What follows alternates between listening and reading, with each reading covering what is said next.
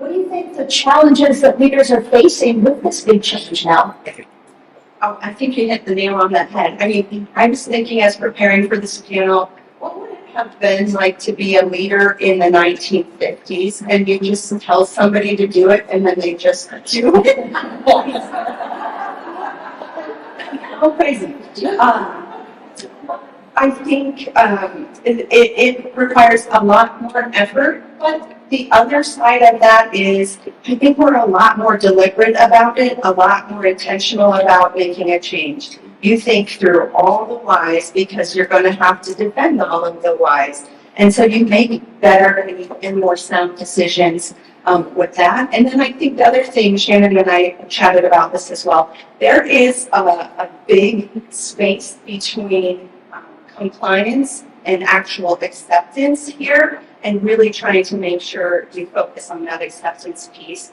We, last year, late in the year, made the change to have people who are working remotely 2 days a week come back into the office 1 more day a week, 3 days a week.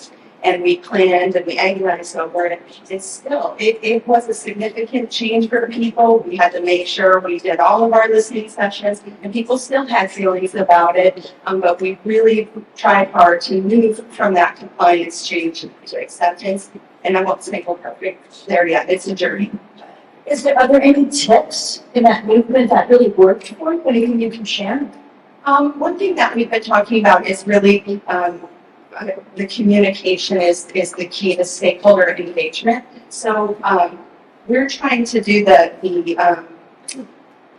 train the trainers, help the leaders. So engage them first. Let's talk about this. What do you think you're going to hear from your people? How do you think they're going to respond? Who's going to be challenging? What might we not be thinking about here? And then it really preps you better than for your leaders to explain it to their team that they lead versus this came from corporate kind of thing.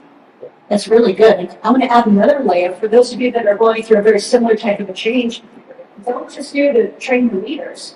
I suggest finding the people of influence, especially the ones that might be the naysayers. Find them, pick their brain, try to get them on board. What is it that they think the challenges might be? And see if you can have them become the ambassadors. That's what I've seen really well. Thank you.